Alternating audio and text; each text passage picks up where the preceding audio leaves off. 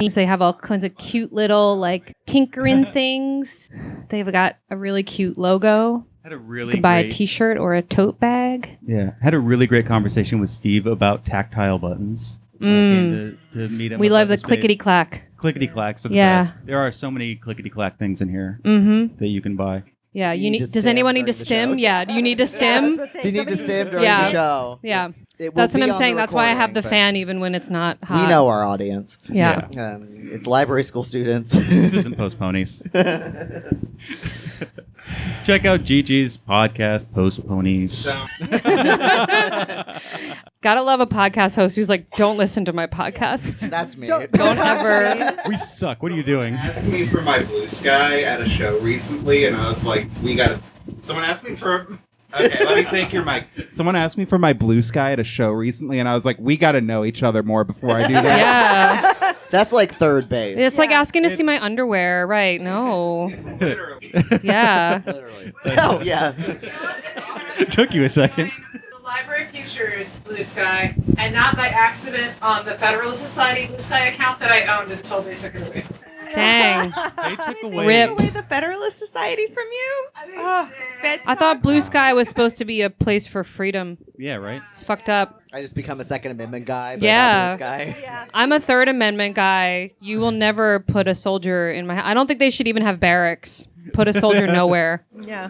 Just don't have them. No Yeah. soldiers. No, they took away Unless it's the cool LexisNexis Roger from me. people. Yeah. You with LexisNexis? I had LexisNexis, and I kept getting tagged by lawyers. They're like, thank you, LexisNexis, for the Dissembling for the Empire Award. We got 1 minute.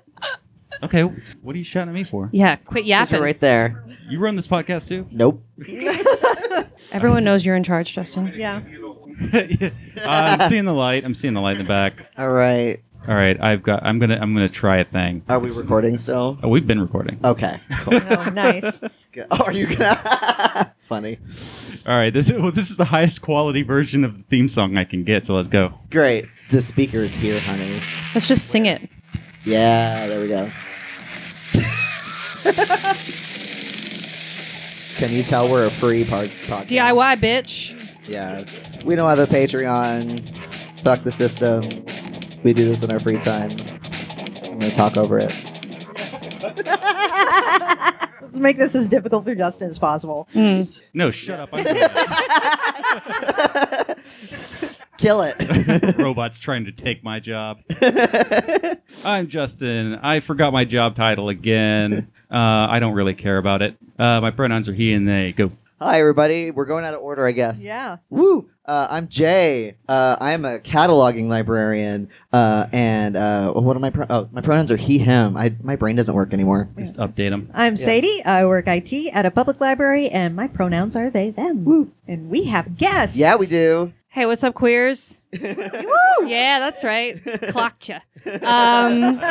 My name is Alison. I use she, her pronouns, and I am the director of Library Freedom Project. Woo! Got some fans? Yeah, we do. Okay, cool. Thank you. Hi, I'm Jennie. I use she, her pronouns, and I am the director of Library Futures at NYU Law's Engelberg Center on Innovation Law and Policy, which I always get wrong. Woo! But I'm right, I think. Yeah, everybody, round of applause. Yeah. Thank you to our sponsors. Yeah. Thank you to our sponsor, Gigi. Yeah. And Iffy Books. And Iffy Books. Thank you, Iffy Books. Yes. Buy things. Buy things. They sell batteries here. So if you do want to lob batteries at us during the show, you can support your local info shop by buying batteries. They are on that shelf behind you. Yes, heckle us. Justin, did you know that lobbing batteries is a great Philadelphia tradition? I'm not even making that up. I didn't know. Oh, fuck off, man. You see what I have to put up with? I see. I'm going to lob a battery at you. Isn't it traditionally 9 volts? It's a D battery because D-battery. the guy they were lobbing them at, his nickname was like D battery or something. I don't know. So they were like, D-bag. it was a sports situation. Makes sense. And it was an opposing team. I don't actually know. You know, it's like I'm a Philadelphia nationalist, go Birds, but I don't care about any sports, so I don't know the particulars of it, but that's basically what happened. Okay. Yeah. Cool. I just think more it's you know. cheering for birds in general. And I Yeah. was like the birds of Philadelphia. Any bird. Yeah. Yeah, go Birds. Yeah, go Birds. Your pigeons are underfed. They're not Yeah. rounded out. We got some fat ass pigeons in We have Boston. some really fat Like- pigeons here. Yeah. Mm-hmm. Cool. All right. Thank you Okay. everybody for coming. Thank Woo! you. This Give is so yourself cool. a round of applause. Yeah, we've Or been down. doing this since 2021. Yep. 4 Yeah. years. 4 years. Yeah, cool. All right, let's get fucking going. All right. This is what it's like behind the scenes, by the way. He Yeah. edits. Look Yeah, I behind the cut out- curtain. I cut out silences. Yeah. So, like, automatically. So it takes, like, 15 minutes off every episode. What silence? None of us will have stopped talking since we sat down. I have that's- never shut up in my Okay. entire life. You can't It's my do promise more- to you. You cannot do more than 5 people on a podcast because it literally becomes impossible. Cool. I did want to talk about, because we had Kelly Jensen on the podcast recently, and if you are affected by the IMLS cuts, please go, yes. Boo. Boo. We're gonna have live audience reactions for Live once. audience. Yeah. This is cool. What the fuck's up, Philly? Yeah. What the fuck is up? How many people here are actually from Fuck Philly? the feds. Yeah. Holler. Nice. EAGLES. That's right. Thank you. Cool. Go Birds! I don't have my a soundboard, so I have to do my own I'm soundboard. free. Jay gets a moment of peace. Are we gonna get like Foley, like live Foley action? Yeah, from me. Yeah, great. With my mouth into the mic. Get the mic closer to you because I'm worried it's Oh, not gonna okay. pick Eat up. it. Yeah, Like you really this. gotta I like. have to eat the mic. Yeah. It's Yeah. it's. I don't know why they're like that, but Okay. that's how we don't get feedback. Elemental. Yeah. Um. We're at a punk show. So yeah, go to. I'm literally holding it like Henry Rollins. You're literally cupping the I can't stop doing it. I've been doing it since I was 16. Let's open up this pit, Philly. Yeah, I did this at work one time, and I just forgot that everyone is really quiet into mics, so they handed me the mic, and I'm like, "What about public-private situations?" Just screamed it. So yeah, check out Kelly Jensen's stuff, and then if you are affected by it, please put it in there so that we have like a tab of what's happening with IMLS, because it's both me and her are trying to like track these things so that we have like an idea of all of the different like downstream impacts, and it's really difficult. So hopefully making it a little more crowdsourced will help getting an idea. So that's my plug for this segment, but you don't need a segment when you have 2 guests. So. Yay. Yeah. Guests. Hi. Hey. So the subject today is library advocacy. What are you doing and what are your options? And I believe Jenny has a big update. Yeah, Jenny, you're up. We do have a big update. So yesterday, Library Futures got to announce that we received a big grant from Woo. the Arcadia Foundation in order to do work on contracts, on digital contracts with folks. So we'll do a bunch of research for quite a while. We will hire a lawyer. Nice. And, maybe one of the only good things I can think of is that there are probably a bunch of lawyers who used to work for the United States who now want to do more radical stuff and might be willing to come and work with us, maybe. And so we are going to hire a lawyer, and they will effectively take on small to medium-sized institutions as clients and negotiate contracts with them. And from that work, we will understand much better about what is negotiable in the sort of contracts that we sign from vendors all the time and what is not. We'll create a big database. I see that Nick from Spark is here, and they have a wonderful contracts database already, and sort of building on some of the work without being duplicative of that organizations like Spark have been doing, but particularly with public libraries. I actually had somebody say to me yesterday, like, wow, that's really cool. We haven't renegotiated our overdrive contracts since 2006. Mm-hmm. Holy And like shit. Bro. lots of stuff has changed since then. Yeah. So and it also will sort of help hopefully start to head off some of the issues with AI slop in digital collections, and really setting guidelines and really setting limitations and boundaries around that as well. One of Hell the yeah. conspiracy theories I believe in is that like the media perception of defense attorneys and lawyers in general as like skeevy assholes is like a part of propaganda. Because Yeah. like, well, I depends. organize with lawyers. Those people are fucking fearless. Like, You also probably get to see the good lawyers. that's also true. Yeah. But yeah. I think it's a both and situation. Yeah. Yeah. Certainly. They're dirtbags, but there are dirtbags. There a lot are of them. dirtbags Yeah. sometimes. Yeah, no, that's Dirtbags what I'm on our saying. side. Yeah. We need dirtbag socialism. Mm. And we, Oh, God. I was who Not was I this talking again. to? I was doing an interview with forgot his name. I will repost it when he posts the interview. But I was telling him, you're allowed to like get mad about stuff you believe in. It's kind of like a normal thing to do. Like What? if someone says you can't have queer people in this country, I will get into a physical fight with you. Like because it's not a live and let live like sort of option for me. So it's like you need people to be combative. I'm always telling people to be more combative, and especially if you have good politics. If you have bad politics, stay at home. Everyone here has good politics Yeah. because Yeah, you sure. came to the show. And I also love Wink. to be combative. Yeah. I love to fight. So Exactly. fuck you. Fight I didn't even me. do anything yet. Queer as in fuck you. Yeah. Queers and fight me. Thank you for your update, Jenny. Well, Yeah. thank you for starting off with that. That's Yeah. really Get those kind. coins.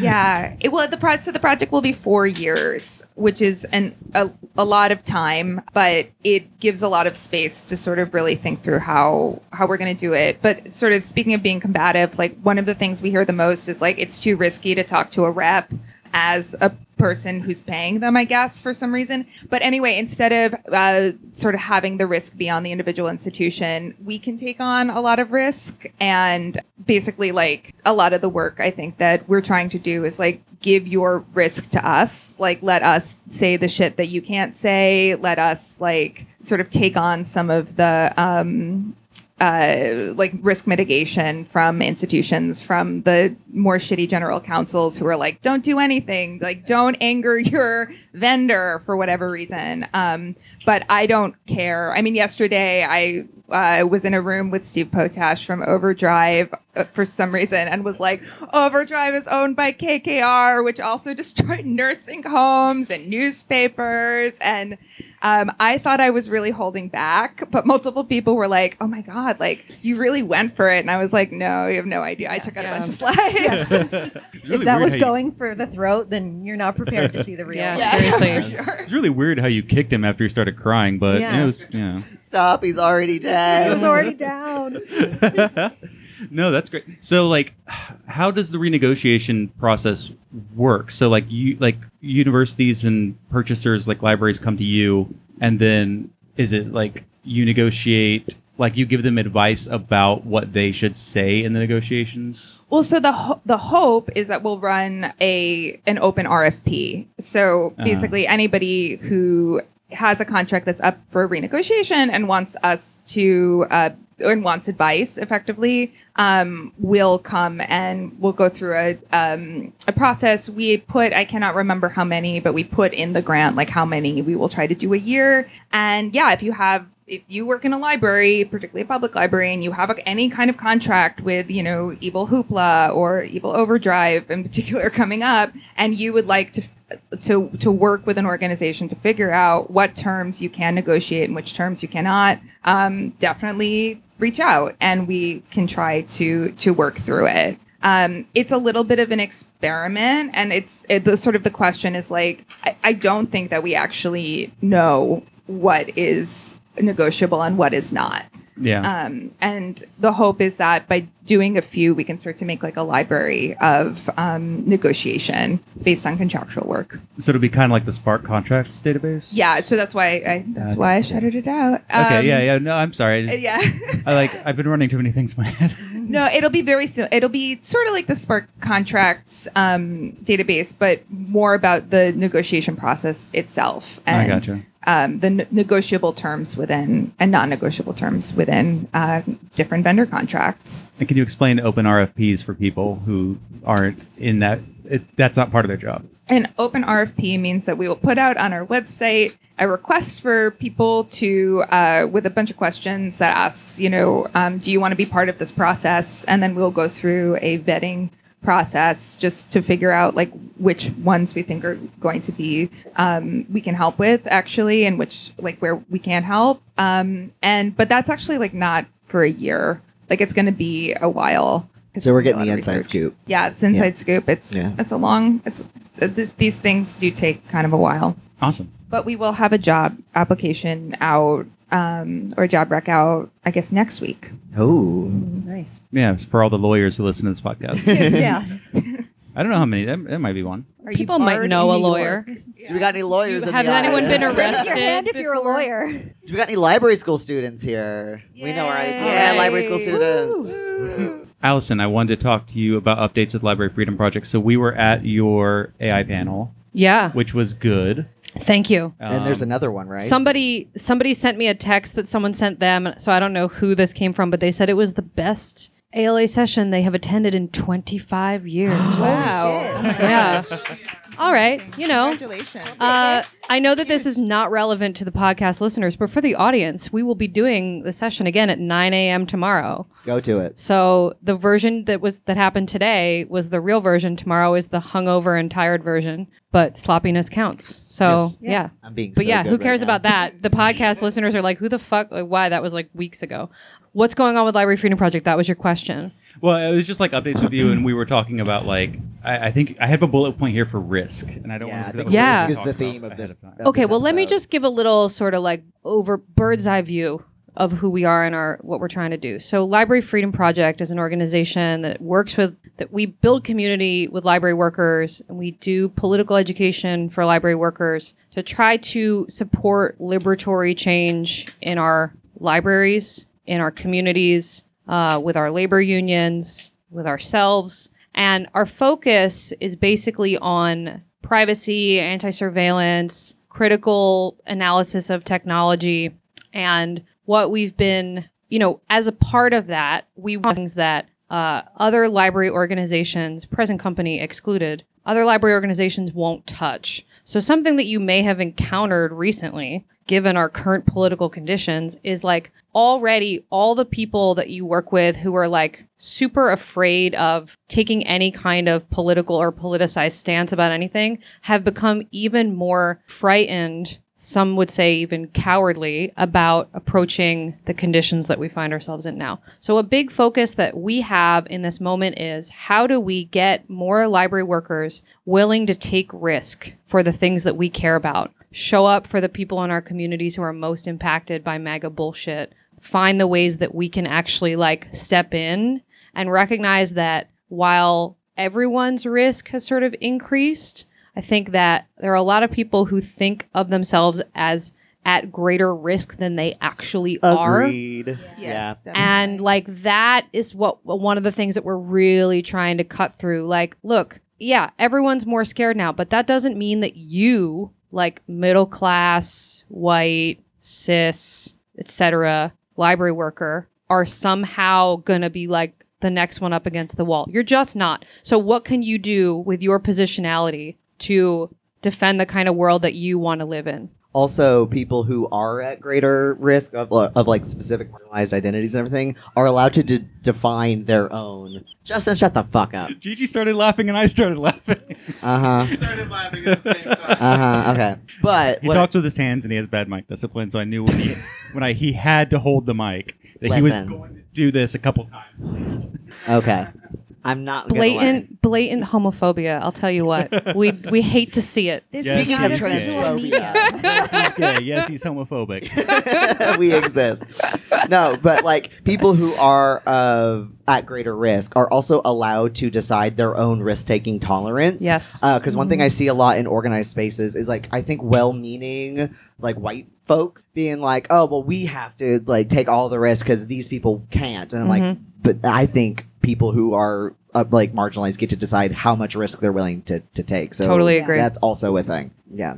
I think the other thing is like some of it is risk and some of it is like, are you willing to even take the risk within your own employment, like to support your own colleagues? Yeah. Even? Like these are jobs at the end of the day. And like, I think that I see a lot, like, if someone, for example, again, not naming names, like, decides that they want to do a bunch of advocacy with Library Freedom Project or around, the ebook issues, around the vendor contract issues, and they're like, hey, this shit is fucked up and bullshit, like, and do get targeted by these huge corporations, by administration, by, if somebody wants to stand up for Palestinian rights, for example, like, are you also willing to take the risk to stand up for your own colleagues within your own work?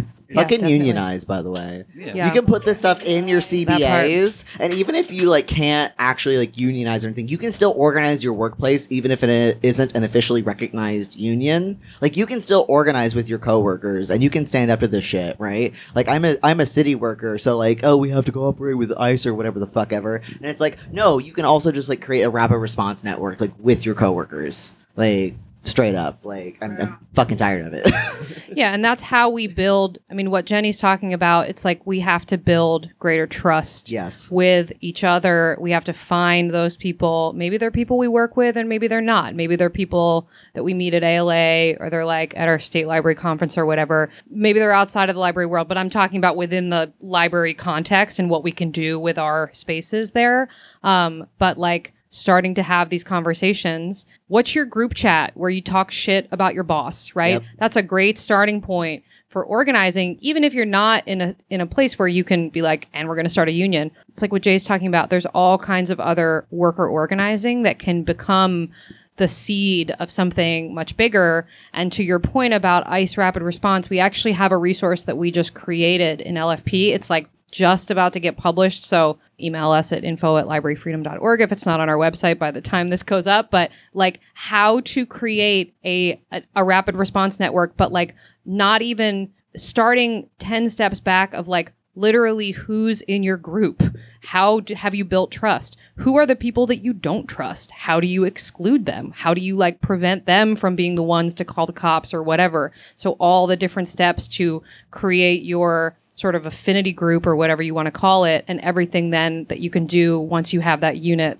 Who all's unionized in the audience? Yeah. Okay. Nice. Let's go. I will add an adamantium. Do not do this shit on Microsoft Teams. Do Yeah. not. Do not. Thank you Do so not. much, Sadie. Please. It is so searchable. Yeah. And If you're a city worker, it's FOIA-able. Yeah, man. and that too. If you work at a public library, Yeah. it's FOIA-able. And having just been through some major shit at my job where we got reminded exactly how FOIA-able everything is. Oh, like, keep that shit in mind when you're organizing. Shouts That out to goes for Brian Slack, Eno for too? calling out Yeah, that goes for Microsoft. Slack. Yeah. Anything connected to your work account, Yeah, do not no. use it for this shit. Yeah. Yeah. Just talk to super people in important. person. I Yeah. know we're all like Mhm. scared library introverts or whatever, but like learn how to talk to people. I swear it's fine. That's not fair. It's a public service profession. People do know how to talk.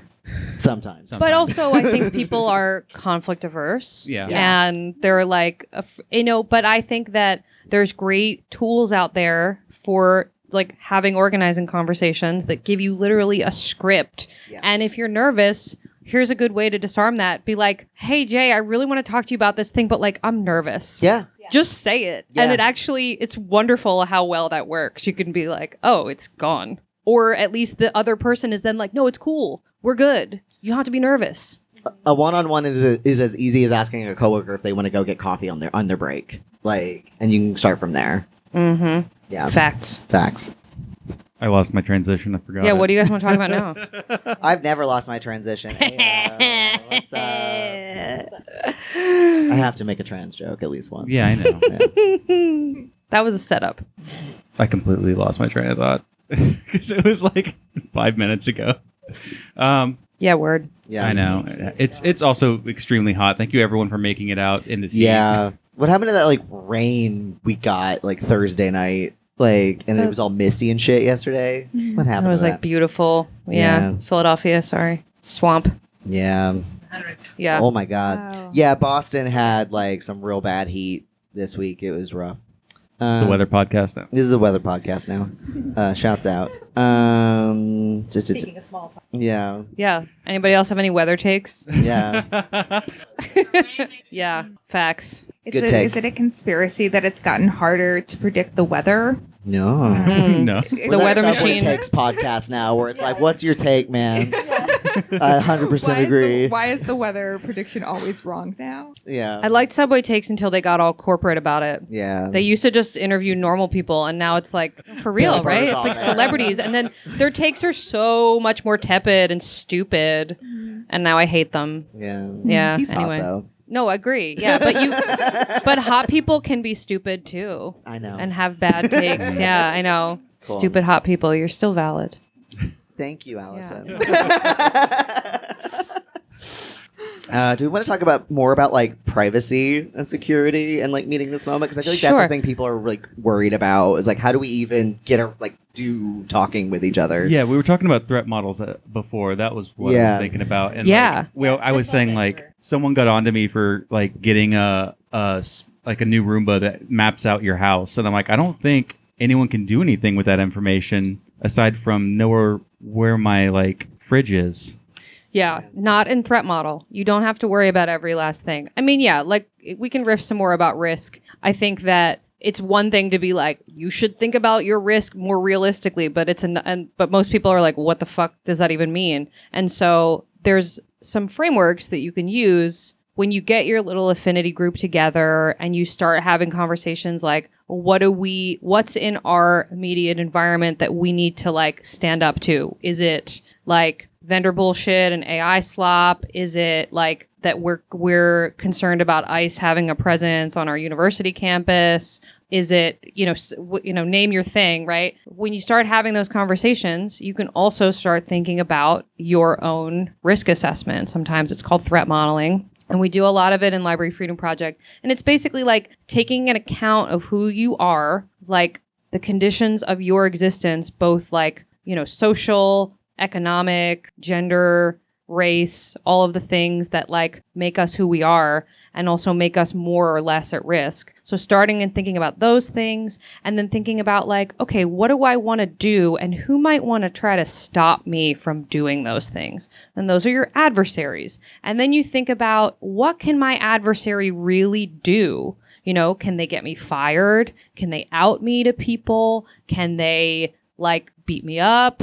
Can they, there's a whole bunch of different things depending on your context. And you're thinking about this as a group. You're also thinking about like how you're in relation to other people. So my risk model as a white cis woman is different from somebody who has a different identity than me. So like I'm also thinking about who I'm in community with and how the choices that I make impact the people that I'm in community with. And so anyway, it's a group activity that you do. And so after you think about what your personal risks are, what kind of adversaries you have, then you start thinking about like, okay, so what am I going to do about it? What steps do I need to take to protect myself and my organizing? And it means that like, some of these conversations, like Sadie said, like we're not having them on Microsoft Teams or like any other kind of work-owned devices or platforms. Maybe we move our conversations to Signal. Maybe we have them in person. Maybe there are additional things that we need to do. Like, let's say what my affinity group wants to work on is researching how my university is contracting with like Israeli companies or something. So, you would not only not want to use your work devices, but you might also want to like, if you're like, I'm still going to like steal some work time. I'm going to be like I'm at my desk, but I'm like on my phone or whatever. Well, you're still connected to their Wi-Fi, so you could use a VPN. So there's all different kinds of things, stuff, different tools that are appropriate for our own circumstances. It's not a one size fits all model, unfortunately, because I would just tell you it. But yeah, that's a lot of what we're thinking about in LFP right now. Yeah, and quite frankly, I feel like a lot of this could actually be a great anti-anxiety exercise. Yes. Because once you start thinking about this shit realistically, as opposed to just oh my god, I have to flee to Canada, even though I'm, Canadian. even though I'm the last person who's gonna be like, need refuge there. But like, yeah, like once you start thinking about it practically and you start thinking about it alongside people. Yeah. Who are like you, it can take down that anxiety a lot and turn it into something more actionable. You're so right, Sadie. It's like, what actually could happen versus the things that I don't need to worry about, that I don't need to just like create a stress ball about. And then also it's about the kind of practical actions you can take with yourself and your group towards harm reduction. And how does this sort of like thinking about threat modeling and privacy and digital security, like Jennie, like how does this apply to sort of like the work that like Library Futures is doing, and like how we can actually like at the more like contracty work level like put this into practice? So much less, and I really admire the work that obviously the Library Freedom Project does. We are much we do just sort of different work. And I think what I'm seeing with a lot of, particularly the public librarians that we work with, and I guess I didn't sort of give an overview of like, what are we as library features, so I can do that in a sec. But one of the things that I'm seeing is like, I have the privilege to work every day in advocacy. I work for a big university that our colleague calls quote, very entrepreneurial, which means that they basically like don't give a shit what we do as long as we bring in some money for the university. Mhm. It is a real estate company that it's also a university. Many such So a cases. university. Yeah, it's a university, right? Yeah. So There are two genders of university, which is one that's a real estate trust with a school attached, and one's a football team with a school attached. And sometimes they're both. Yeah. But yeah, so but one of the things that I'm seeing is like, particularly with vendors, things have gotten really bad. I mean, most public libraries can't build a digital collection at all. People are seeing incredible levels of censorship across search platforms in particular, just absolute misinformation in digital content, and there are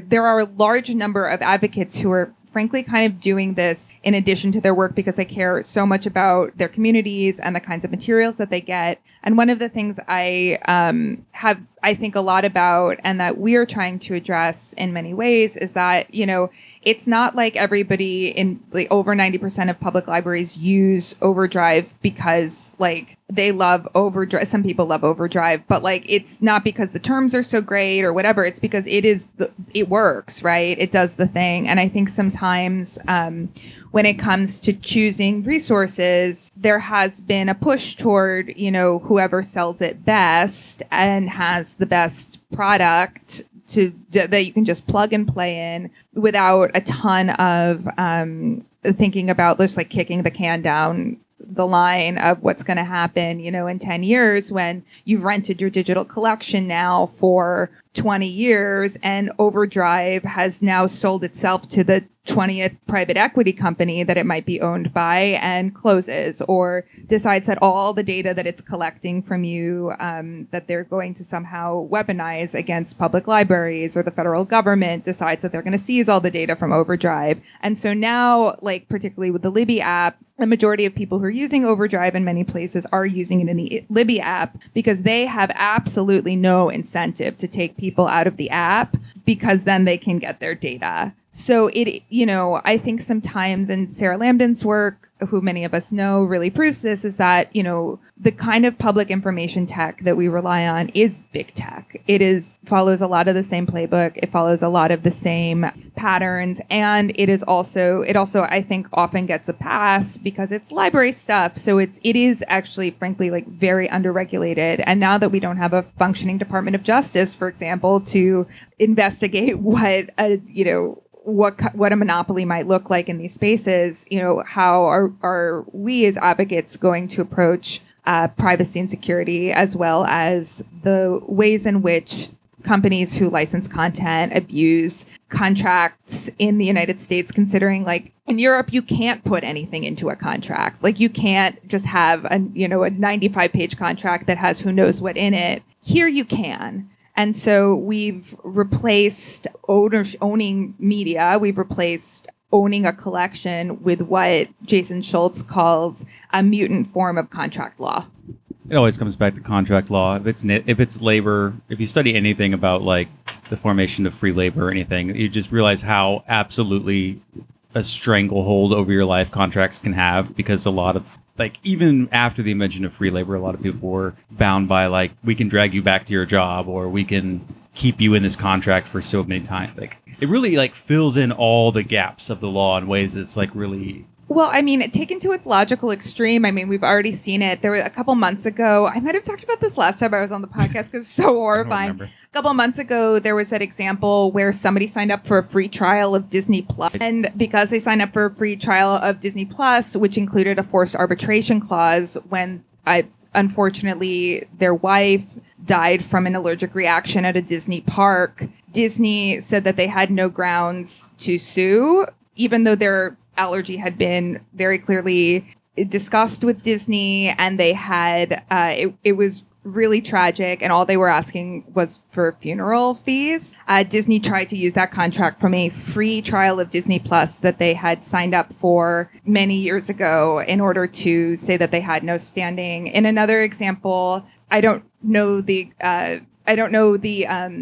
specifics as well, but there was a woman who had signed up as a gig worker for Walmart during a holiday season. They had signed a contract to do that, and while shopping at Walmart about a year later, I think their family was harassed and arrested because they were black in a Walmart parking lot by the cops, and Walmart used that contract against them and said that they also had no grounds to sue because of a forced arbitration clause within that contract. So yeah, I mean, contracts rule a lot of stuff around us. We do not know all the time what we're signing. And in a much less extreme or consequential example, the Amazon Kindle contract contains a lot of terms that contradict each other, and it's, you know, X number of pages long. Nobody's going to read that shit. And it's very unclear if that's on purpose or if it's just sloppy, frankly. Learn copyright law. Learn contract law. Know thine enemy. Yeah, well, our most popular webinar ever was how to read a contract, Yes. which I guess was a little bit of a surprise. We've been saying we're going to reprise it for months, but we are going to reprise how to read a contract part 2 and also develop many more resources around how to read contracts. I've been having to get better at legalese because I'm a union rep now. I'm like on my union's e-board. And so like, yeah, shouts out unions. Like when you fill out a grievance, you have to do it in like legal talk. And it's the most insane shit to like translate what happens into like, well, and then this person who's affected can then be made whole and whatever else an arbitrator might decide, blah, blah, blah, blah. It's like, yeah, it's like the way you have to like wrap your mind around just like these made up standards that we've come up with is like. But it's also like, you know, if I don't want to sign the Amazon Kindle contract, but I want access to ebooks, what am I going to do? It puts you in a double bind. Yeah. If I need to do gig work for Amazon or Walmart or whatever, but I don't want to have a forced arbitration clause, then I don't have any real standing there. And a lot of it has to do with, you know, like contracts are not collectively bargained. Now we're in a space where class action lawsuits, which are wildly underutilized and ineffective and hard to do, are, you know, potentially going to replace a lot of the kinds of legal action that we could have taken to begin with. And so I think, yeah, I mean, there has been a lot of, I guess I can say this here, like one of the first things that came up when we just had a pretty big ebook summit was someone was like, what if we could negotiate our ebook contracts collectively like a union? Wow. And it was like amazing. Wow. It was like great. It was but I think that folks are starting to understand that like if you get a group of people together who want to negotiate a contract together, it's very powerful, and that is why public sector collective bargaining is illegal at least in the state I live in and in many other states. Is because it is really powerful. But that doesn't mean that you can't still organize just because you can't do collective bargaining. Oh, no, absolutely. And they, you know, meet and confer is a big thing. Meet and confer is real. With some folks I organize with, they do a lot of meet and confer. Yeah, it's really powerful. Yeah, that's why I brought it up, because like contracts in labor are like it's really why we harp on unionization so much, because it is really like it fills in a lot of areas that you are not really protected in law. And like a lot my union of has an anti-AI clause in it. Yeah. What has Wonderful. an anti-AI clause? My collective bargaining agreement. Oh, wow. It has like a technology clause that's both that you have to let us know and also we're allowed to say no. Oh, wow. Ooh. Can you send me that? Yeah, I sure We can. need that. Yeah. That's great. Yeah, that's great. Yeah, we need to bring that up tomorrow for the guys in the front row. Yeah. The guys in the front row that we reference were a trio of dorks who came to our AI ethics talk today, and they were all together, so I'm assuming they were like vendors from the same company or something, but one of them was wearing a like Accelerate AI and gaming shirt, and they were so mad the whole time, and it was funny. Yeah. And they said nothing, because what was there for them to say? Nothing. Allison stared him down. It was great. Yeah. Yeah. There's something that I don't know why this like crossed my mind, but as far as like I think Jenny mentioned like seeking out information in this moment. I've had a hard time talking to information literacy people. I know that sounds like a wild gear change from what we've been talking about. Let's talk about information literacy. But it's seriously, I kind of want to get a read from both of you on, like, because we're working with AI and people are always talking about, like, what's the information literacy approach to this? And, like, can we have AI literacy, which is a term I really hate because, like, it's just literacy. Let's just leave literacy alone. Let's let it have its own space to work in. You gotta do the framework. Yeah, or but like whatever the fuck ACRL calls it. every single chat interaction I do, I have to pick an ACRL framework that it lines up with. I don't know what will be done with this is fucking nothing, like every other survey I have Correct. to fill out at work. I literally asked my boss, I'm like, so does this data ever get looked at or used? No, waste my fucking time. But like, what is kind of the approach in this area talking about like AI and data brokers for like discussions about information literacy? Because like I think I've scared off a lot of information literacy people from coming on the podcast. So Good. Well, they're wrong. Well, I think the first thing to say, and I think you're kind of hinting at this, is that, like, unfortunately, in the moment that we're in right now, there are a lot of library people who work on information literacy who, for various reasons, FOMO, hype, not having read a fucking book, even though they're a library worker, really are, they think that the proper responsive information literacy in the realm of generative AI is like, we need to teach people how to use it. Instead of what I think it should be and what our approach in LFP is we need to teach people like what it is and who paid for it and how it works to the best of our ability, because obviously we know one of the issues with it is the people who make it don't even know how the fuck it works. And, you know, the various other issues that it raises, you know, copyright, labor, the fact that it's draining our fucking rivers, and burning trees. We do have stickers at our booth that say ChatGPT eats trees. There's like 5 left, so get them while they're hot. Well, somebody grab me one. Grab one for Sadie. If you're listening to this and you're at the booth right now. someone in the back row. No, we'll grab you one. We'll grab you one tomorrow. If you're a time traveler. Yeah. And I think what really gets me about this approach is not just that I think it's so boring and anti-intellectual and just like some of the worst. I love library workers. I am one. We work with them, but there's some things about us that I fucking hate. And one of them is that we're like, oh, like if we don't do it this way, like we're not going to be relevant anymore. And it's like this so cowardly, like overcautious. And I also the other thing that really frustrates me about it is that it expects that our patrons are idiots, that they don't want the critical approach either, that they just want to like type in the machine and like whatever the math computes or whatever. And I think that couldn't be further from the truth. And that goes for no matter what that person's actual literacy level is. So what we do in Library Freedom Project is we have a whole bunch of different popular education resources and trainings for library workers. Some of them are like quite in depth. Like we have one about data brokers, and it's like, here's what a data broker is. Here's where they get their information from. Here's how it gets used for these different kinds of industry. This is how they're turning your personal information into profit. And we use that kind of framework of capital. And it's a very popular resource, even though it's like a little dense. It's got some graphics and stuff too. But then we also have things that we're working on that are like very simple. One idea per a quarter sheet page for people who might not be able to engage in something that's like written at a 12th grade reading level or whatever, but like are not stupid. You know, they're for whatever reason excluded from the educational force or labor force or whatever, but like they have real questions about these things. And so I think that we need to take ourselves a little more seriously, take the moment that we're in more seriously, and recognize that our patrons are like, they're people who are curious and have questions about this stuff, and that we can have a more holistic approach in how we do our info lit. It's like real talk. Why do librarians, like, why are we so patronizing to our patrons? Yeah. Like, why do we think everyone's a fucking idiot? Like, it's strange because I just started a new job, and I was talking to one of my coworkers, and she was saying, you know, I've got to integrate this thing about AI into the class. I don't remember exactly what it was, but it was like, I think she might have said AI literacy.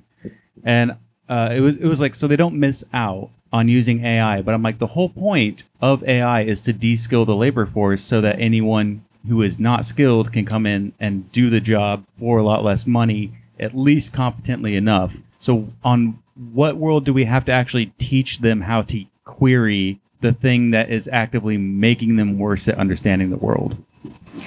Yeah. I think a lot of people think like this will be the internet. Like this will have a change in the same way that like, you know, the internet changed reference, and like we have to be on top of this. And like I like a lot of academic libraries. It's just Second Life again. No, literally the meme that I made that was on our AI ethics talk that was like, it's the future of librarianship, and it's the Grim Reaper knocking on the doors, and it's like Second Life, MOOCs. Remember those? Remember MOOCs? NFTs. There's a whole bunch of other shit in there, right? Library 2.0 or Web 2.0 or whatever. Sorry, Library 2.0 is like an actual training thing, but like they're pro cop. Fuck them. Audience folks, who remembers the whole like libraries doing reference in Second Life thing? Yeah, I we do. got the younger folks who are here, and I was on like the cusp of this. There used to literally be classes in library school. It would be like, we need to set up like a reference desk in Second Life for our university or whatever. Like that was real. Like, and it cost $200,000 to do. No, totally. Yeah, and that it was looked like real. shit. It looked like shit. I graduated in 2008, and my library school had that class. Yeah. So yeah, that was a real thing. We're dumb sometimes. I remember doing Boolean searches in Google. Yeah. Oh yeah. When they still had it. Back in my day. Remember Google Remember when Reader? and worked? Let's all get mad about Google Reader. yeah, the going only away. good thing they ever had. Yeah. Well, I feel like Had to take from us. I'm sort of on one track, but you know, obviously access is not where any of this stuff ends, but you know, if more patrons are using digital collections, and for example, when they go to a catalog because a digital database has decided that what you need is a bunch of slop in it, and what they get is mis and disinformation and or AI slop for the most part in the top of their results, which has been happening a lot. Or a vendor tells you like, oh, well, you know, you can buy books from independent publishers, but first you have to sort through 20,000 sets of ChatGPT directions. You know, I think that it becomes very difficult to even get to the place where we're talking about information literacy if we can no longer trust that the collections that we're buying are collections that we want. You know, it's this thing of like, you know, we all know this, but libraries are not warehouses for books. They do not collect absolutely everything. But I think a lot of the vendors that we work with don't believe that, and everybody's has this like endless race to the bottom of AI data and enormous collections that, you know, are just filling catalogs with dreck. They won't fix the problem. Nope. And the problem is major. If you search for vaccine in Hoopla, you get all misinformation. Yep. And you know, you get actual hate speech for certain searches, and this has been going on for years. Mm-hmm. And in Overdrive, you know, you are trying to buy a book. At least Laura Crossett, who's here in the audience, says like, well, at least Overdrive lets you, you know, choose what books, like very sarcastically, because it's like, you know, you search for any kind of independent publisher in Overdrive now, and now you're going to get thousands of AI slop books. And I mean, Sadie, you probably know better than anybody with a microphone. Like, you're going to get tons of AI slop, and how do you even search through that? How do you sort through that? Why is the onus suddenly on the library rather than the company to just provide a good product? Yeah. And like, I haven't done a whole lot of research in that space, but like, it's a problem on like so many levels. Like, and well, I was at a colleague's office a couple of weeks ago, and they had two books out on their desk, and they were like, "Do these look like normal books?" They were two dance books, and they were bound, and they looked totally like a book that one would buy. They were bought by a dance selector who has a master's degree in dance and has bought dance books for many years. They were just lists of directions from ChatGPT when they got them. Like, they spent the money on them, they bought them, and then by the time they were in the library, they were like, these are not real books. Because also, real talk, publishers and like vendors like Baker and Taylor and Ingram hate working with libraries. We're not the ones who provide them with money. Bookstores are. And so when they make it harder for us to buy physical or even electronic books from them, where else do we go to get them? You know, because we don't have the infrastructure to do this ourselves. Like, we can't.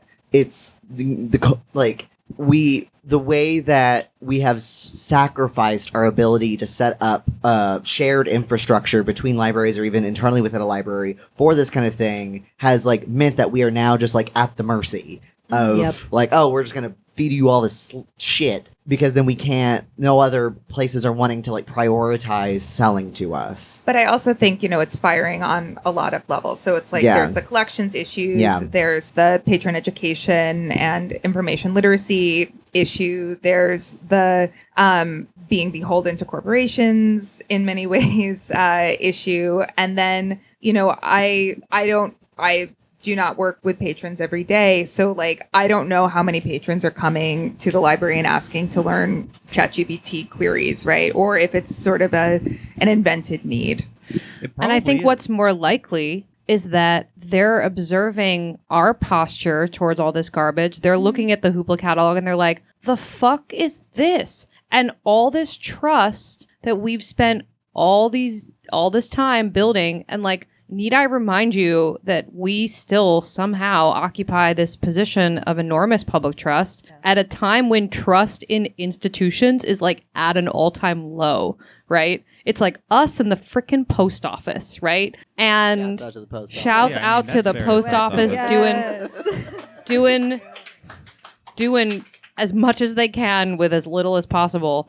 That sounds fair. Yeah, no shit. But like, that's what I actually think is way more likely, that they're like, wait, I thought that the library cared about literacy. I thought the library was the place that would like have the sort of critical eye about this stuff. And if we're instead just pushing it, and I think it's not just about trust, it's also that like our patrons are seeing the world that we live in. They're seeing the enshittification. They're seeing the way that, obviously like, corporate power is growing significantly, all these things. And that instead of us taking the posture of like something as an alternative to that we're just jumping on the bandwagon of a bunch of shit that sucks, that everybody hates. That's the thing about AI, right? It's like, how many of us in this room have been like against all the bad stuff forever, right? Now everybody else is too. Nope. There's tons of people who are against AI who like never necessarily had a critical position about other kinds of technology. And I think we really have to seize that. And it also has to do, and I swear I'll stop talking in a second, it has to do with the way that it is being foisted upon us. It's so much more obvious to people. I guarantee you, if you talk to any rando, just go out here on the street in Philadelphia, go to Rittenhouse Park and hang out and be like, hey, what do you guys think about like the AI search results? Everyone's mad about it. So why are we not recognizing that like this is an opportunity for us to have the alternative approach? And like Jay always says, like, learn about copyright, because there's a lot of people out there, like artists, who are like, oh, generative AI is so bad, but they don't actually understand how it works or what the copyright issues actually are. They just are very reactive. So like, how can we Please don't make intellectual property law worse. Yeah. I'm begging you. Like, how can you take that sort of movement and feeling and turn it into something that is like useful and can help establish trust in the library in a way that we actually like deserve.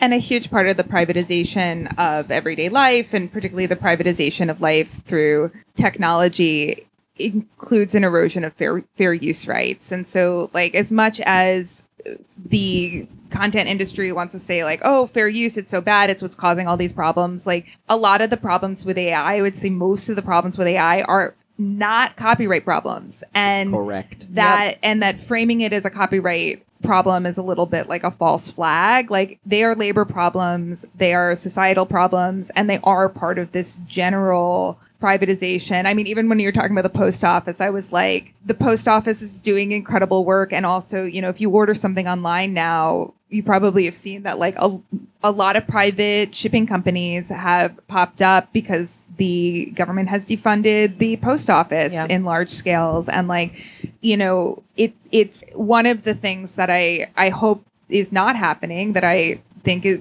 we are kind of at the brink of, is with the defunding, with the kind of sudden loss of funds, if it is a way to continue to defund the public sphere as a way to provide a vacuum for even more private interests to step in, which has happened in many, many parts of everyday life. I mean, it's like the number of people I know who are reading capitalist realism now, and I'm like, yeah, like I just Mark reread Fisher it. Shout out to Lord. Mark Fisher. So good, right? And he has this thing called the business ontology, where he says that, it's this general idea that everything in the world should run like a business, when 20 years ago 20 years ago, a lot of the things that we think that we see run as businesses would have been absolutely unfathomable.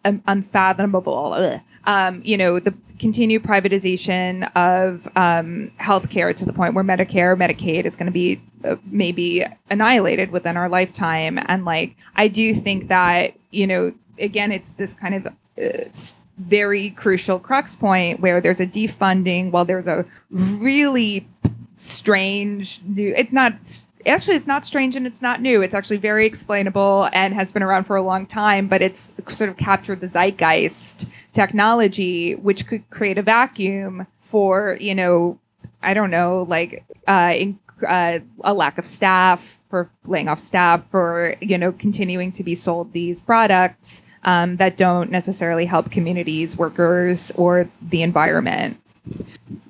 If you refer or think of library patrons and users as customers, you are not a comrade. Straight out. Stop that shit.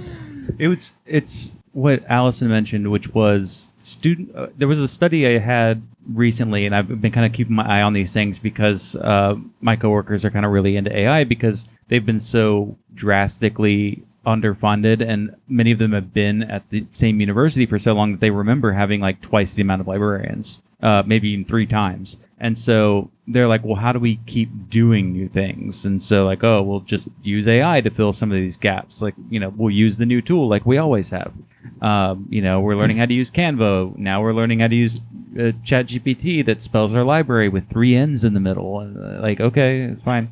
Remember the libraries as gap fillers debate of like 20 years ago, I guess at this point? It was like librarians are going to fill the gaps for everything in society, and now it's like... And instead we made the police do it. Yeah, and like, it's like robots are going to replace librarians to fill all the gaps. Yeah, sure. It is weird. For some reason, I was just struck at how odd it is that you can just like go out on the street and everyone's like, yeah, I use like this search engine that's like indexing all these websites, and that's just a normal thing that everyone does with their life. It's like, yeah, I looked up where to find like local convenience store on my library catalog. It is just strange, the kind of changes that have happened in the past few years. But like from what I have seen is when you set the framing of like use of AI, even if students are already using it to like make classes easier, which of course they would, like, why are you shocked? They will still follow librarians on their stances saying like, here's why you should be skeptical of this. Here's why it's not going to work. Here's all the problems with it. So I think the approach of just trying to explain to students, and the place where I work is really bad about this, but like as adults, like, listen, this is a real problem. This is like going to mess up your brain in some way, probably if you use it too much. And it's, it's got all these different problems in terms of like, if I talk about it in labor discussions, like people immediately get what the problem is. But if we talk about like, oh, it's fair use issues, like no Students one cares are about cheating. Copyright. No one cares about copyright. Yeah. Because it's hard to explain and copyright's weird. But people will follow when you're like, here's the exact step that people with money are trying to do to like make you get paid less. And it's not too many steps. Yeah. I mean, so there's a couple things that you said in there, but I want to address 2 of them. One is like, what do we do about students who are relying on these tools when you're like, yeah, that's a position I can empathize with. You have way too much reading, you have way too much writing, and no one is going to respond well if you're like, that's bad and you should not do it, and I'm just going to scold you. For young people, I think we have to like lean into the ways that these tools are like radically uncool. Yeah. You use cringe. ChatGPT. Ew. ChatGPT's for dorks. But I also think that another angle for young folks is like, first of all, being like, yeah, it's fucked up that you have so much reading to do that you feel like you can't do that. But like young people, as a group, care about the environment, climate, like much more than any other generation typically. And so like that's a little bit of an angle to take with them.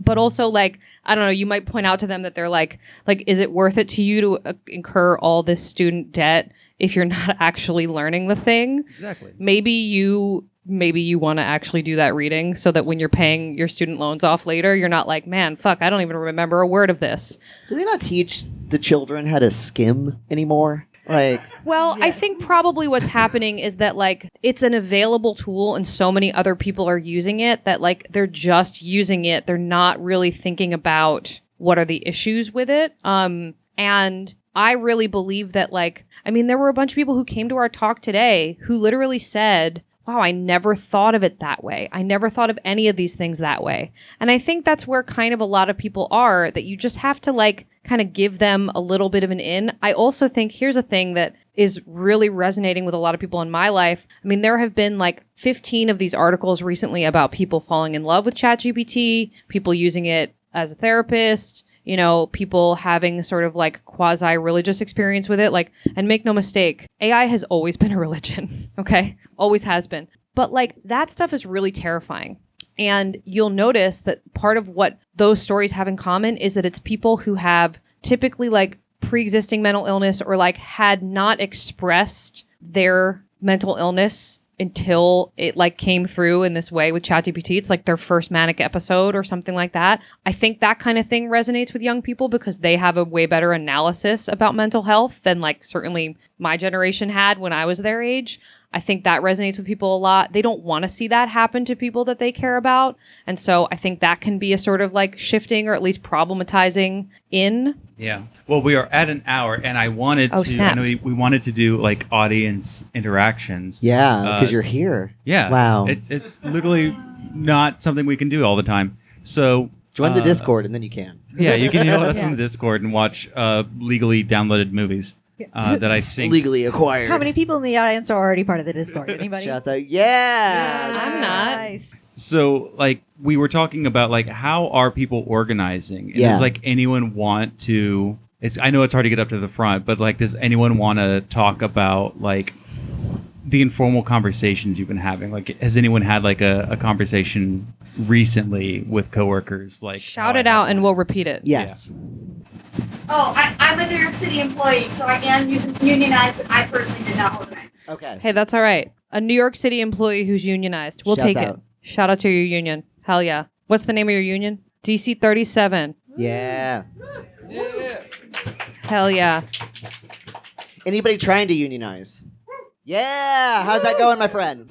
We're having a hard time finding enough people, so the small group of people that we did have just got together informally, and we all sort of got them. Yeah, WW. So we got a friend over here who's trying to organize, and they just affiliated or joining with the IWW to help that out. That's fucking sick. What I always tell people is if you have no other options and have no other way to like join a union, you can join the IWW and they will tell you how to organize your workplace. And I think it's one of the weird things about the IWW is they're very good at getting people set up and then having them split off. And it's kind of like their ideal now in many ways. Like iWalk was like an IWW thing and iWalk split off. So like even the organizing organizations, I mean CPUSA. Yeah. Anybody doing any sort of like anti-ICE or like rapid response like network stuff like in your libraries? Yeah? Do you want to talk about it? Yeah. Here, if you can come up, if you can. I will hand you my microphone. Yeah. Yep. Can it reach? I'm just going to describe what's happening right now. We're dragging a mic cord to its natural limit. Hello. Get real close to it. Does it work now? Yes, it works now with a mask. I can stick it right over my face. So I work in a larger library, obviously a large library system, but a larger urban library. So we get a lot of people in the building. We have a large immigrant population. We get a lot of nannies. We were discussing in our children's librarian meeting a couple months ago now what to do if ICE shows up. We have a library policy if ICE shows up, and it is basically stall them until we can tell them we need to get the library lawyer and have her drag her feet. But, you know, we're in New York City. The unmasked people are like taking Brad Lander out of the courthouse. They're not going to stop doing that. So we have a intercom They have a room in the back with a lock. Our policy is that, ICE agents cannot legally go into ticketed events. And a ticketed event only needs to be a piece of paper with a sign up. So we have a code word over our microphone. We page somebody who doesn't exist over the intercom, and then whoever's down on the children's desk whips their sign-up sheet out of the bottom shelf. We have a coloring page. We announce to everyone in the room, hey, we're doing a coloring event. There are, if you would like to come sign up, your first name, your child's name, you can come into this room. We have gotten word that there are, ICE agents in the building. They are not allowed to come into a ticketed event. Come in this room. We will lock the door, and we will not let them into the room. That's about as much as we can discuss, in our discussion as we could have done legally in our children's librarian meeting. But I think it's a good start. I don't know if they will respect any of those boundaries, but they have to respect a lock on a door. Yeah. That's rad. Nice work. That's clever. That's like the button he has in the Young Pope where he doesn't want to be in a meeting anymore, and so he pushes it, and they're like, "You have a next meeting, Holy Father." Where I live, there's an organization that has a program where you could volunteer, and I'm sure this exists in other places, and you get trained to go to different local businesses and teach them what to do if ICE comes into your workplace. It's an organization called Siembra. Based in North Carolina, and they're wonderful. I think there are other chapters. I just moved, so I've not started volunteering yet, but it's a great organization to volunteer with. It's a great thing to learn how to do to protect your community. And everybody in this room, I'm sure, is at least open to this idea, but definitely get in touch with immigrant rights groups, because they have years and years and years of organizing practice for so many people. This is different, but definitely not new. There's some really cool organizing happening in North Carolina, by the way. Like in the public librarians and the public school teachers are doing some incredible labor organizing. First Meet and Confer in the state. Yes, First Meet and Confer. I know those folks. They're great. Yeah, they're wonderful. Yeah. Shout out if we have any North Carolina listeners. Yeah. Yeah. Yeah, it was something earlier in the discussion I forgot to mention was with a lot of things, but particularly like the ICE things, or if you have are you working in a place where it's not as compliant, not as open to, being, setting up a support system for if ICE shows up. And when you have people you don't know if you necessarily trust them to get the information or call the police, you can always say you'll do something and don't do it. Yeah, you can. Yep. Yeah. I do this all the time. You can lie. Yeah. It's a crazy superpower. Mm-hmm. So, and I know that a lot of focus in these discussions have been about protecting patrons, right? What do we do if ICE comes in for a patron, or protecting our trans patrons, whatever. Are folks doing anything to protect other staff as well that folks want to talk about, in your CBAs or anything? Can't see anything. No. Because I feel like this is something I also noticed because I no longer work in an academic library, but when I was in academia, it was always the focus was on the students, right? It was always on the users of the library or whatever, and not the people who work there. This is not just our patrons issue. This is also a labor issue. Mm-hmm. Yeah, it was when you brought up that I think it was Zimbabwe's country code is still RH. Yeah. And it's wow. Yes, it is. In Mark, the country code for Zimbabwe is still RH, which stands for Rhodesia. Yikes. Right. Which is bad. Yeah. Google it. And so lots of military magazines funded a country. Anyway. So, you're totally right. Gigi said make a new account on Twitter. They'll show you. Also YouTube. But with gosh, I completely froze on what I was thinking. Supporting staff. Speaking of which, I had a union issue pop up because I'm a union rep and no rest for the wicked. Supporting staff. But with the country code being RH, many places don't want to fix things like that because they are not patron visible. I thought, I bet there's no staff who are upset by seeing this. So that there's no other people in the workflow that are actually important. So there are a lot of issues that will affect staff, and I'm sure we can apply this to AI and job satisfaction. There's always that study about the chemical researchers who, the highest performers performed a lot better, but they hated their job a lot more because they were basically just checking what the computer told them. So they no longer had any creativity in their job. A few things come to mind for examples of supporting library staff. So one is a shout out to Urban Librarians Unite. Say the same thing. Yeah. I beat you. Urban Librarians Unite, if you don't know, they're doing a great deal of work right now around trauma and library work. Like I think particularly with public librarians, but not exclusively. And they've done some studies. They do some like cohort building, a lot of community support. And so they're doing really amazing work there. I also am encouraged by those of us who are working on like intellectual freedom defense. We've started to take more of like incorporating more of a civil rights approach and not just like a freeze peach approach. Freeze peach. And so thinking about, things like, my workplace environment and safety and my civil rights in the context of having to be like screamed at by some right-wing lunatic. And then in LFP, I mean, we're building a supportive community of people who are oriented towards this kind of work and these values, but it's a lot about like starting with the worker and supporting us in doing this work. But like, number one, it's most important that we're supported because you got to put your mask on first, etc. Yeah, doing the like how this affects the workers thing was like literally like how one of the ways that we're fighting against AI in cataloging at my workplace was I had to sacrifice my own ability. I had to use it. I had to do some AI stuff to show how bad it was. And then I got actually like, interviewed by my union because like the way that my salary works is like there's like a salary grade and then there's steps within it, right? And the step that I'm at can technically supervise other workers, but anyone below me cannot.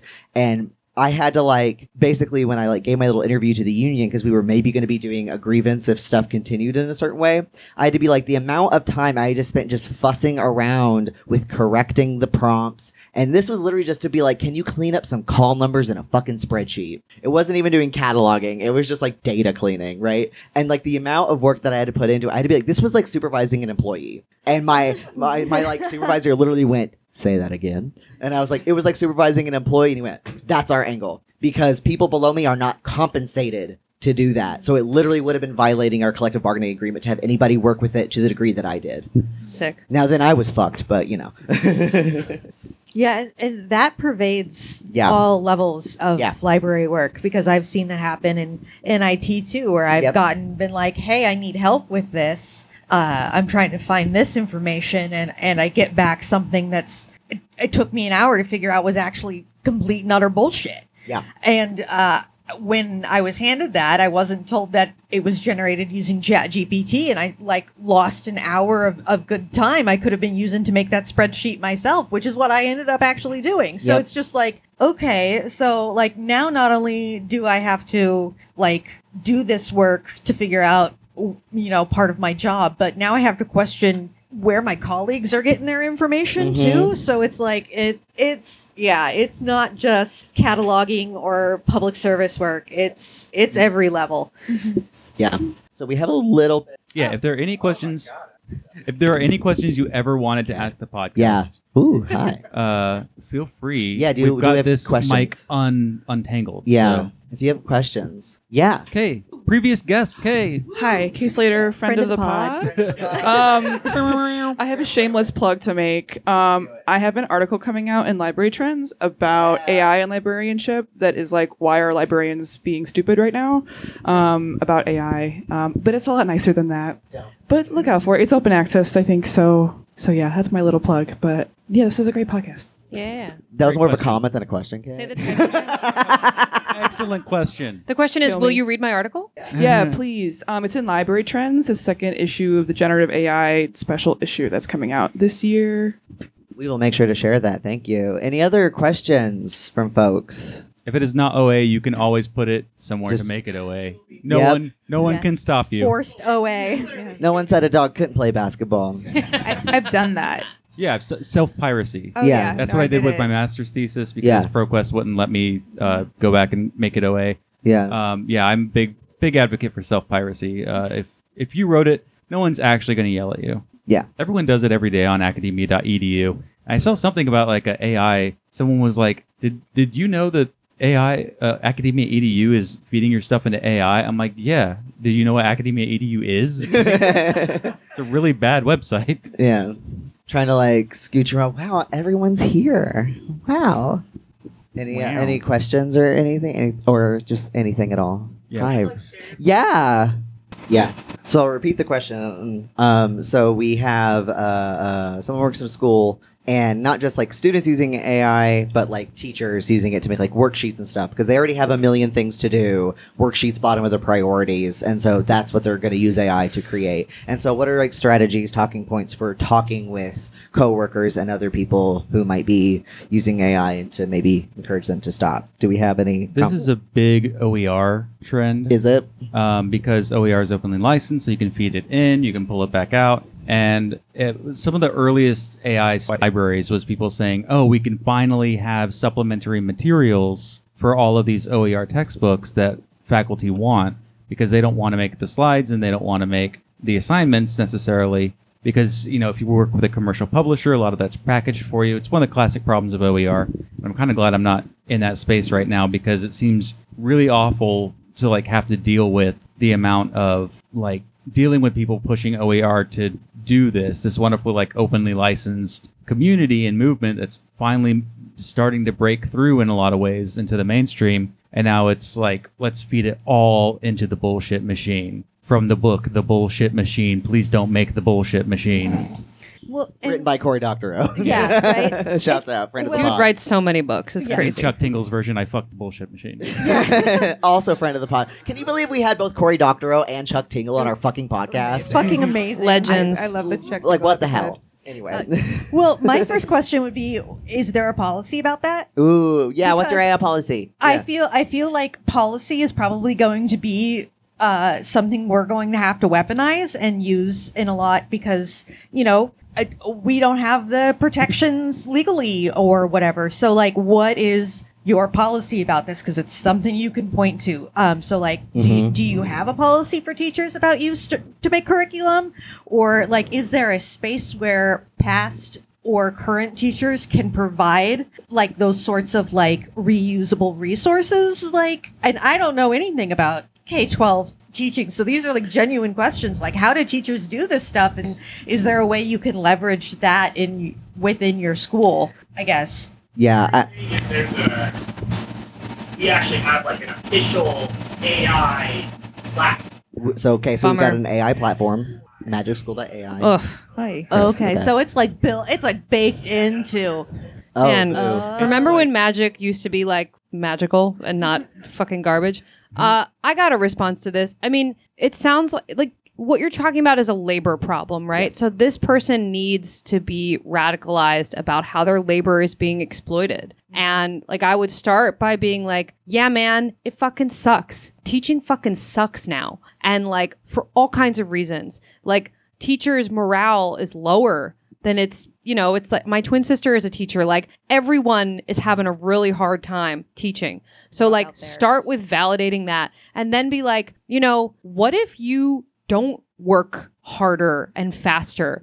What if you just don't do some of this shit? Because, or like ask them, you know, get Socratic with it. Like, do you feel like your employer has been asking you to do more and more and more and not compensating you for it? Like, you should join the union, or like, we need to get organized in other ways. And also I would add that, like, you know, it's like ChatGPT for worksheets today. It's some other shit tomorrow. There's no end to, if you start gaining more efficiency, your employer is just going to ask for more and more from you. So why would you set yourself up like that, right? And so I think that like this person, like they're obviously tired. They just want to like get through the day and whatever. And I think like you can have this conversation and then turn it into hopefully more of an organizing conversation and fight together. And what happens if they just don't create the worksheets? I mean, that's obviously not high on their priority list. So what is their priority Students list? fucking hate worksheets. Yeah, Students hate worksheets, and like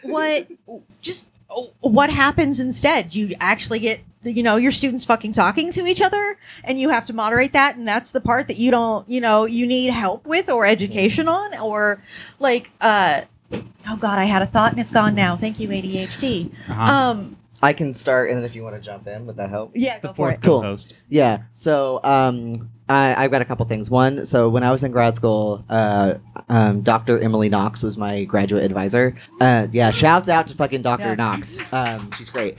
And one thing she told me that has stuck with me is that policies are what let you say no. Obviously, they are sometimes a way to start a conversation, but policies are what allow you to say no. And they protect both you and your employees and also your patrons or students, whomsoever, right? And then the second thing is that, like, teachers, when they get organized, are some of the most radical people in this country. Like, teachers' unions are the ones that will break the no strike ordinance. They're the ones that go, I don't care if this strike is quote unquote illegal. We're going on strike anyway, and then they don't get fired. Like, the only illegal strike is a failed one, and the teachers do not fail. Like, there are so many examples of teachers breaking no strike clauses and organizing.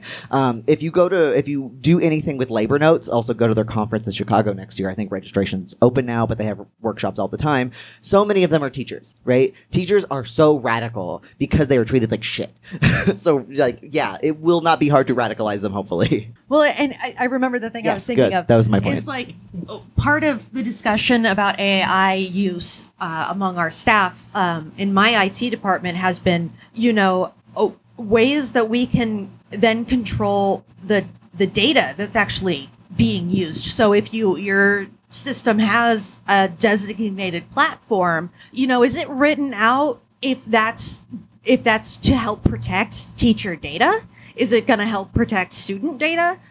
So like we talk about like using Copilot, right? But if we actually endorse Copilot, then people aren't using ChatGPT, and who knows what the hell they're putting in ChatGPT. It's also kind of a security issue. Like probably less so in libraries, but people putting code and stuff through ChatGPT. So there is that kind of angle to think about too, and how you can work that to be like, yes, it's a labor issue, but it can also be an issue. So if you want us to use this platform, what are we like? Why? Have that spelled out too. I think just to sort of, I think more piggybacking off of Allison. I think. So one of the mantras of teachers' unions is that teaching conditions are learning conditions, and that has driven a lot of teachers' unions forward for a very long time and has really made them very successful. But one of the other things about using an AI worksheet is, frankly, like, most teachers are not teaching something so novel that there is no like grade 7 worksheet that has ever been done on it. Right. And like that is, there are a lot of databases, or you could even email a teacher who might have a similar curriculum, like particularly as for better or worse, curricula becomes more standardized across, a state. Like, unless you're teaching something, I can't even think of anything, but like you are probably teaching something that has a worksheet already that was drafted at Boston Latin. Yeah, that was like drafted by a human, and in certain ways, it's it has its own problems. Like my ex-husband was a teacher, and one of the issues he had was that a lot of his colleagues would kind of just pass the worksheets forward and do them over and over again, or pass the same curricula forward, and then they'd end up teaching like awful books, like A Separate Piece forever, and like every Separate Piece is good. Okay, fine. I'm gay. It's good. Fine. The Alchemist. Okay, I've never even fucking heard of that one. Oh, the terrible book. But anyway, so like, you do not basically, like, you can work with other people. Like, you don't have to work with a machine. Yeah. You can support other teachers. Like, wouldn't it, that's also one of the reasons why we have Creative Commons licenses, so that resources can be shared across. And for those people who are in the room, if I can maybe embarrass two folks a little bit, we do have two experts on OER here in the audience. Do we? I'm looking at. We have Michelle Reed, who works at Library Futures, and we have Nick Shockey, who works at Spark. So if you want to talk to them about creating, maintaining, supporting open educational resources, they are here. They're wonderful. And I hope they're willing to answer questions. Yeah, it is. We are getting to be at about at 6, but What are they gonna do? Call the police? Well, and maybe this is a good note to end on, but I'm pretty certain that this is something I actually picked up from Allison and the LFP courses I did. Yeah, Wow. was Full circle. it really always just seems to come back to relationship building, Yes. right? So especially in our current climate, like it's so fucking scary and all of this stuff. But like, you have to work local, and even if that local is just like your friends and family, like there are people out there who have no idea what libraries do, and I'm always like, oh yeah, no, this is the kind of shit that libraries are experiencing right now, getting, oh well, I never even thought about that kind of thing. But like, so yeah, like what is your local situation? What are the relationships you have there? How can you build those and then use that to branch out further? Like that's always the thing that I come back to, even in IT where I don't work with a lot of like patrons or customers. I'm still like, this is still relationship building. The basis of this is just relationship building. There is a great online resource about how you do a one-on-one, and we can link it in the notes of this episode because we've used it at the Lucy Parsons Center before. It's great. I'm not making that up, am I, Allison? No, you nailed it. Yeah. Thank you. I'm so glad to be part of the community with you. Oh, wow. That's what about Our OER, community. because I mean that was the entire idea, was that teachers are constantly remixing things, and that they would make these things and share them so that labor isn't duplicated. We save all this labor, we save all this time, and then people who are trying to use AI for OER are like, oh, it's about the material. It's like, no, it was about the whole community and labor saving. If you fill it with slop, people are going to have to check the slop, and everyone's going to go through it and have to fix it. So yeah, I mean, definitely when you talk with faculty and teachers in K-12, it's all about priorities. You can't make more hours in the day for them. So you always have to like get down to the root of the issue. So I think asking questions about like what do these like worksheets mean to you, and as like for your teaching, and is there something we can do that's a little more human centric? I'm an anti-worksheet anarchist now. Yeah. Is that it? Do we have any end other- on that yeah. thought. And on that thought. At time. Yeah. Oh my God. Thank everybody for coming. This is our first live show. Like, wow, we did it. And seriously, thank you.